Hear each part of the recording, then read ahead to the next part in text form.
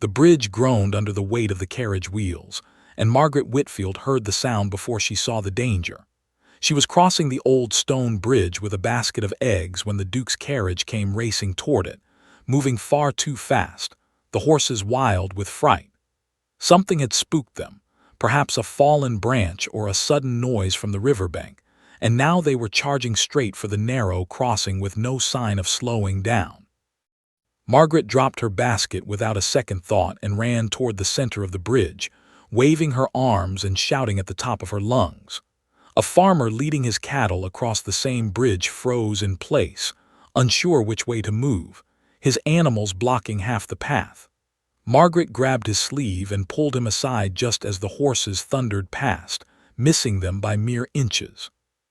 The carriage itself swayed dangerously from side to side, its wheels striking uneven stones, threatening to tip over the edge of the bridge into the rushing river below. Margaret could see the driver struggling with the reins, his face twisted with effort, but the horses had already gone beyond his control. She knew the bridge narrowed sharply just ahead, curving toward a low stone wall that had crumbled years ago and never been properly repaired.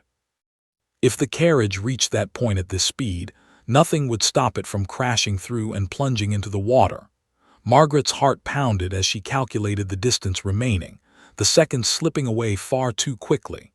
She spotted a rope coiled near the farmer's cart, left there from securing his cattle earlier that morning, and grabbed it without hesitation. There was no time to think through a plan carefully, only time to act. She looped one end around a sturdy post at the edge of the bridge and ran toward the oncoming carriage, holding the other end taut across her body. It was a desperate idea, dangerous and uncertain, but she had nothing else. The horses drew closer, their hooves striking sparks against the stones, and Margaret braced herself, praying the rope would hold long enough to slow them, even slightly. Behind her, the farmer shouted for her to move aside, certain she would be trampled, but Margaret held her ground, watching the horses grow larger with every passing second, knowing that whatever happened next would determine whether the Duke survived this crossing or joined the river below. The rope snapped taut across the horse's path, and Margaret threw herself sideways at the last possible moment, narrowly avoiding being struck as the animals reacted to the sudden obstacle. Startled, they veered hard to the left, away from the crumbling stone wall, though the sudden movement caused the carriage to tilt precariously onto two wheels. For a heartbeat, it seemed the entire vehicle might flip completely, but the weight shifted back just enough to keep all four wheels grounded, even as the carriage scraped violently against the bridge railing. Sparks flew from the metal fittings, and the horses, now more confused than ever, began slowing their pace, exhausted from the sudden change in direction and the strain of the crossing. Margaret scrambled to her feet, ignoring the ache in her shoulder where she had landed hard against the stones, and ran alongside the slowing carriage, reaching for the harness the moment it came within her grasp. The lead horse tossed its head, nostrils flaring, but Margaret spoke to it steadily, her voice calm despite the chaos still surrounding them, and gradually the animal's pace continued to ease. By the time they reached the far end of the bridge, the horses had slowed to a shaky trot, trembling but no longer bolting blindly forward. Margaret guided them to a stop beside a cluster of trees, her arms shaking from the effort of holding the harness steady. The driver, pale and breathless, climbed down unsteadily, thanking her repeatedly, though his words came out jumbled and rushed. Margaret's attention, however, remained fixed on the carriage door, which had been damaged during the scrape against the railing and now hung slightly ajar. She approached carefully and pulled it open the rest of the way, finding the Duke seated inside, gripping the edge of his seat, his knuckles white, his breathing quick but steady. He appeared unharmed, though clearly shaken by how close the crossing had come to ending in tragedy. He looked up at Margaret, taking in her torn sleeve and the scrape along her arm, and immediately understood that whatever had happened outside the carriage, she had been the one to prevent disaster. He thanked her, his voice still unsteady, and asked her name, which she gave simply, without any expectation of what would follow. As the farmer arrived with his cattle finally cleared from the bridge, word of what had happened began spreading quickly among the small gathering of onlookers who had witnessed the dramatic crossing from a distance, and Margaret realized, almost reluctantly, that her quiet mourning had just become the center of the entire town's attention.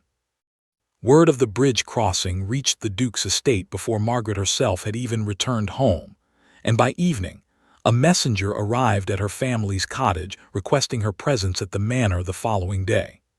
Margaret's parents were both nervous and proud, unsure what to expect from such an unusual invitation, while Margaret herself felt only mild curiosity about what the Duke might wish to discuss. When she arrived at the grand estate, she was led not to a formal parlor but to a quiet study where the Duke sat examining a damaged section of the carriage harness that had been brought inside for inspection. He looked up as she entered, his expression thoughtful rather than simply grateful, and gestured for her to look closely at the leather strap in his hands.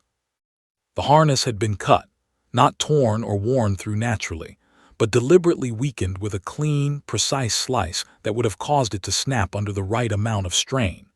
Margaret studied the mark carefully, her sharp eyes noticing details the estate's own staff had apparently missed during their initial inspection. She pointed out that the cut had been made from the inside of the strap, meaning whoever damaged it had access to the stables and enough time to work without being noticed.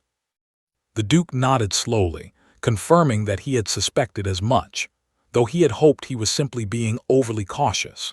He explained that this was not the first strange incident to occur around the estate in recent months, mentioning a missing ledger, an unexplained fire in one of the storage barns, and now this deliberate act that had nearly cost him his life on the bridge.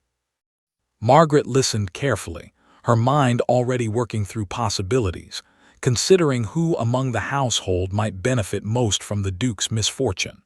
She asked careful questions about recent visitors to the estate, about staff members who had access to the stables, and about anyone who had shown unusual interest in the Duke's affairs lately.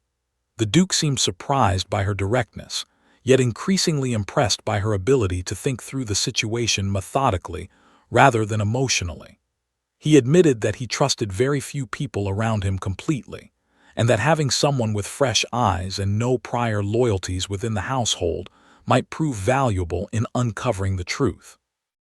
Margaret hesitated only briefly before agreeing to help, understanding that whatever she uncovered might place her in further danger, yet feeling an undeniable pull towards seeing the matter resolved properly. Margaret spent the following days quietly observing the household staff, noting small details that might otherwise have gone unnoticed, while the Duke continued his own careful inquiries among his family and close associates. Their combined efforts eventually led them to Nathaniel, a young steward who had recently taken over managing the estate's finances and who had access to nearly every corner of the property, including the stables where the harness had been tampered with. Nathaniel had arrived at the estate only months earlier, carrying impressive references that, upon closer inspection, proved difficult to verify. Margaret discovered, through careful conversation with the kitchen staff, that Nathaniel had been overheard discussing significant debts with a visitor who came to the estate under mysterious circumstances. When confronted directly, Nathaniel initially denied any wrongdoing, but the weight of the evidence Margaret and the Duke had gathered proved impossible to dismiss. He eventually confessed that he had been manipulating the estate's finances for months, siphoning funds quietly, and had grown desperate when he realized the Duke's upcoming financial review would expose his actions completely. Tampering with the carriage had been his attempt to prevent that review from ever taking place, a reckless and foolish gamble born from fear rather than careful planning. The Duke, though disturbed by the depth of the betrayal within his own household, handled the matter with quiet firmness, ensuring proper consequences without allowing the situation to spiral into public scandal. Throughout the investigation, Margaret and the Duke had spent considerable time together, and what began as a working partnership gradually deepened into something neither had anticipated. Margaret found herself genuinely respecting the Duke's willingness to listen, his patience even when frustrated, and his refusal to dismiss her insights simply because of her humble background. The Duke, in turn, found himself increasingly drawn to Margaret's clear thinking, her honesty, and the quiet strength she carried through every difficult conversation. Neither spoke openly of these growing feelings at first, both aware of the many differences separating their two worlds, yet both finding it increasingly difficult to imagine returning to how things had been before that fateful crossing on the bridge. In the weeks that followed Nathaniel's exposure, the estate slowly returned to a sense of normalcy, though nothing between Margaret and the Duke felt quite as it once had. The Duke began finding reasons to visit the town more frequently, often stopping near the small cottage where Margaret and her family lived, their conversations growing longer and more comfortable with each visit. Margaret's parents, initially bewildered by the attention their daughter had attracted, gradually came to see that the Duke's interest went far beyond simple gratitude for having his life saved. The wider town, however, proved less accepting at first, with whispers circulating about the inappropriateness of such an unlikely connection between a duke and a common farmer's daughter.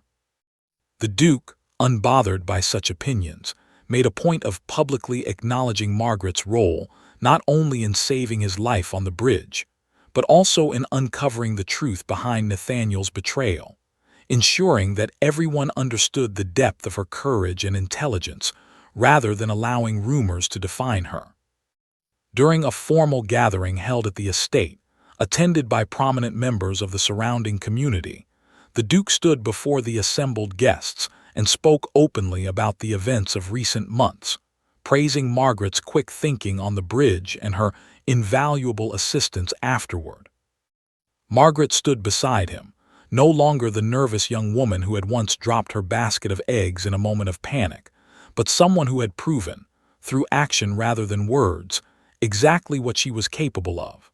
The gathering, initially filled with polite skepticism, gradually shifted toward genuine admiration as guests listened to the full account of what had truly happened. By the end of the evening, whatever doubts had lingered about Margaret's suitability seemed to fade considerably, replaced by curiosity and respect for the remarkable young woman who had changed the course of the Duke's life so dramatically. What had begun as a terrifying moment on a crumbling stone bridge had transformed, through courage and quiet determination, into the foundation of a partnership neither Margaret nor the Duke could have ever predicted, one built on trust that no amount of danger or doubt could ever fully undo.